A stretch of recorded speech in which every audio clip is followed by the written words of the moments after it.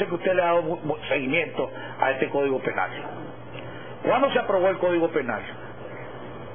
Se aprobó con un vacacio ley, como le llaman, de 6 meses, cuando se aprobó el proyecto, la iniciativa, cuando se aprobó en el plenario, se aprobó con 6 meses. Y ya estaba todo listo, aprobado, se mandó al presidente, ya la ley aprobada, se mandó al presidente de la República, y el presidente de la República la regresó, porque habían errores en la, ¿cómo que le llaman?, en la redacción de varias leyes, y habían otros errores pues que había que mandar a corregir. Se mandó a la Asamblea, se trabajó, se corrigieron los errores que había, y se mandó a publicar.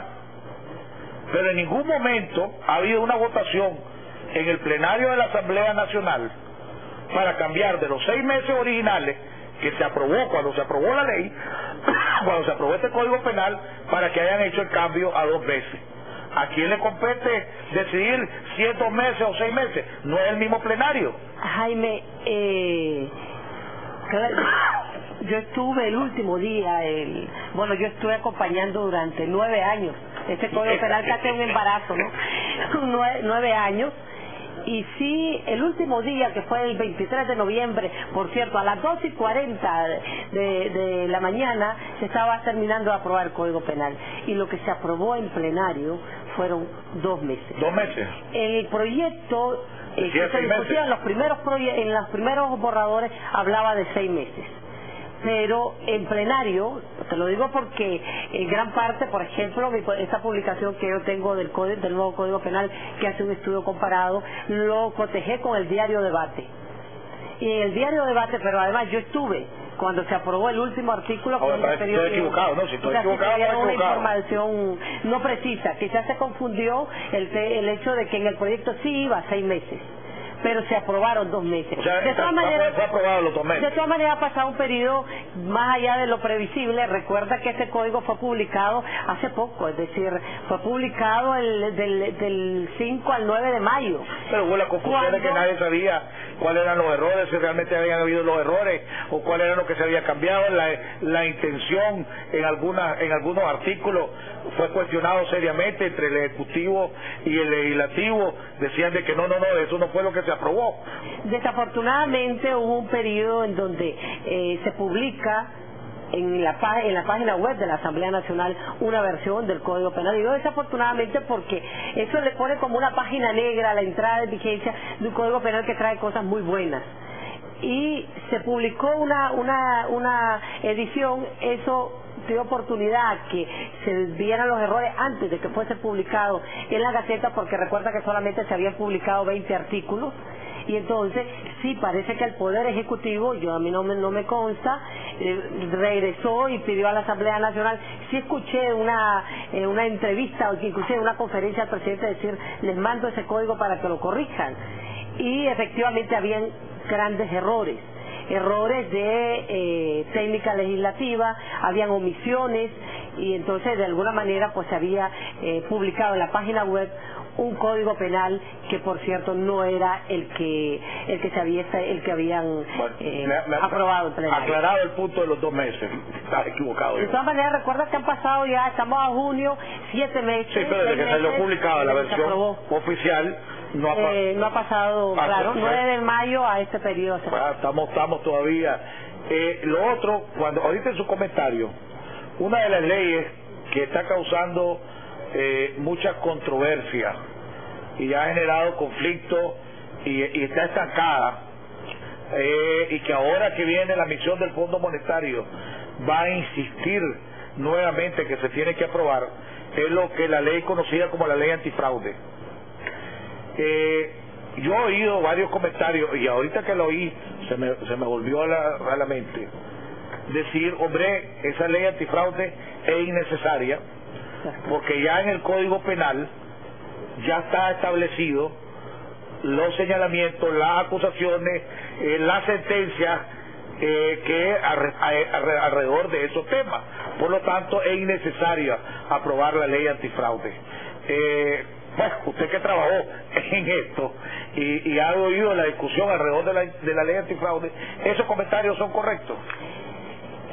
Son perfectamente correctos. De hecho, como en noviembre se aprobó el Código Penal y posteriormente se ha estado hablando de esa ley antifraude, yo siempre me preguntaba, ¿para qué una ley antifraude si lo tenemos en el Código Penal? Claro, yo estaba partiendo de la premisa que entraba en vigencia ya en febrero el Código Penal. Recuerda que sí fue aprobado en noviembre, decíamos en enero se publica, en febrero, marzo ya hay nuevo Código Penal vigente.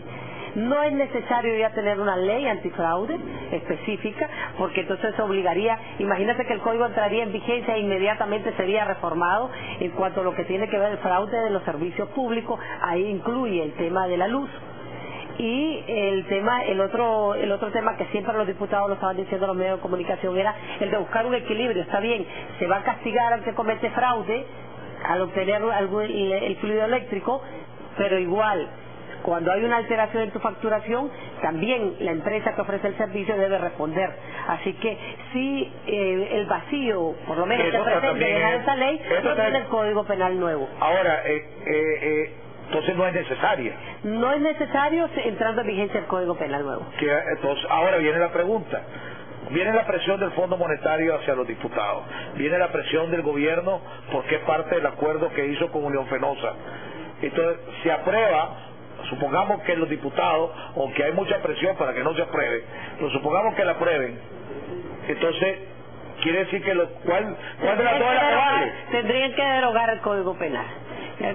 Recuerda que una ley posterior pues deroga la anterior. Pero solo esos artículos. Solo esos dos artículos. Solo esos dos artículos. Los artículos que tengan que ver con el fraude y la alteración de la ley. ¿Cuál es la diferencia entre lo que están proponiendo ahorita en la ley antifraude y lo que está en el Código Penal? La diferencia en uno de los borradores que yo tengo en mis manos tiene que ver con el nivel de medición para que sea delito la conducta. Aquí se habla en el Código Penal la base de la medición es sobre el salario mínimo industrial, sobre 2 o 3 salarios creo que son para cometerse delito, es decir, cuando la defraudación supera 3 salarios mínimos industriales, que son aproximadamente creo que 5.000 o 6.000 córdobas, es delito. Si es menos, no constituiría delito. La propuesta que tengo entendido, una de las propuestas que se está haciendo en la Asamblea Nacional es que para que esa conducta, es decir, el fraude en la obtención del fluido eléctrico constituya delito, suba el parámetro y que no sea por el tema de que el salario mínimo industrial, el salario mínimo siempre va devaluando, se va perdiendo valor, y eso implica que con el tiempo las personas que vayan a adquirir, se va a castigar a mayor cantidad de personas en la medida en que se vaya devaluando el valor del salario mínimo industrial. Y entonces lo que yo tenía entendido es que se quería hacer una propuesta basada en kilowatts de energía, cuánto se defraudaba al mes para poder establecer qué conducta es típica y qué conducta no es típica, es decir, qué conducta es delictiva y qué conducta no es delictiva. Ahora, por ahí venía la propuesta que hacía. Ahora, en este Código Penal, en lo que fue aprobado, ¿cómo se prueba? Porque ese es otro de los grandes cuestionamientos que hay, ¿verdad? ¿Cómo se va a proteger al usuario de que, no te van a estar acusando cuando pues, la obtención de la prueba del supuesto fraude en la nueva ley antifraude que se estaba supuesta a aprobarse, si no me equivoco, platicando con David Castillo fue el que me explicó, me decía David, mira, si no hay a la hora de ir a revisar, no hay un inspector del INE, no vale la obtención de esa prueba, pues. En este Código Penal, en lo que fue aprobado, ¿está esa protección también para el usuario o no está? No hay que enredar los temas sustantivos que son los delitos y las penas del proceso penal que está en otro instrumento que se llama Código Procesal Penal, en otro instrumento jurídico que se llama Código Procesal Penal. Yo creo que sin duda el INE es el ente regulador, recuerda, y como tal, obviamente, lo que diga INE va a tener valor probatorio en los procesos, es decir, que se requiere que INE esté en el momento de la inspección para poder probar que ese delito, por lo menos como para que aporte un elemento probatorio, un indicio suficiente para poder denunciar. Vamos